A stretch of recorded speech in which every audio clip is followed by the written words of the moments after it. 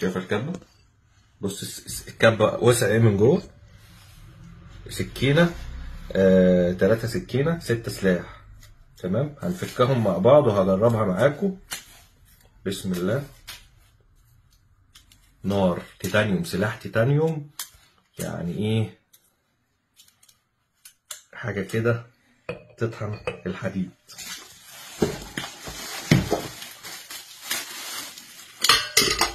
سعرها محترم جدا، ضمان 1.5 سنة. بص انا عايز اوريكم التفاصيل.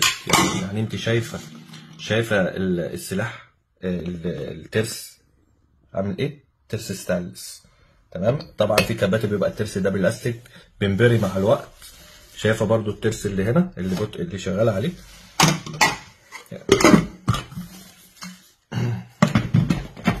طبعا معاها ايه؟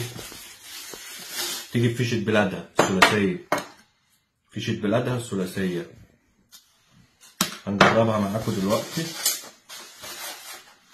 حاجة ما شاء الله، كبة ديجيتال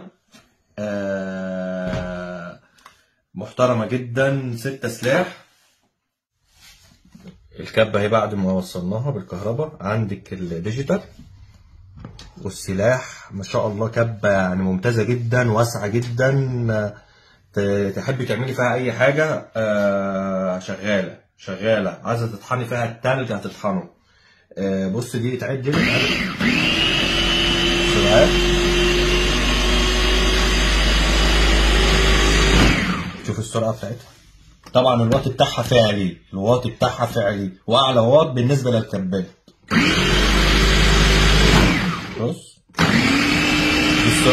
دي السرعة القليلة.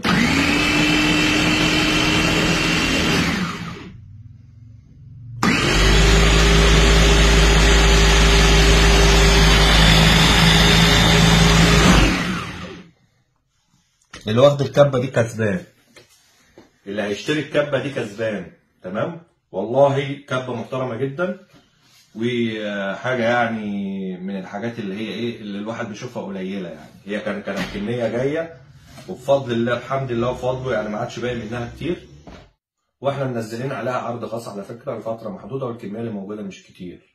مساء الفل عليكم.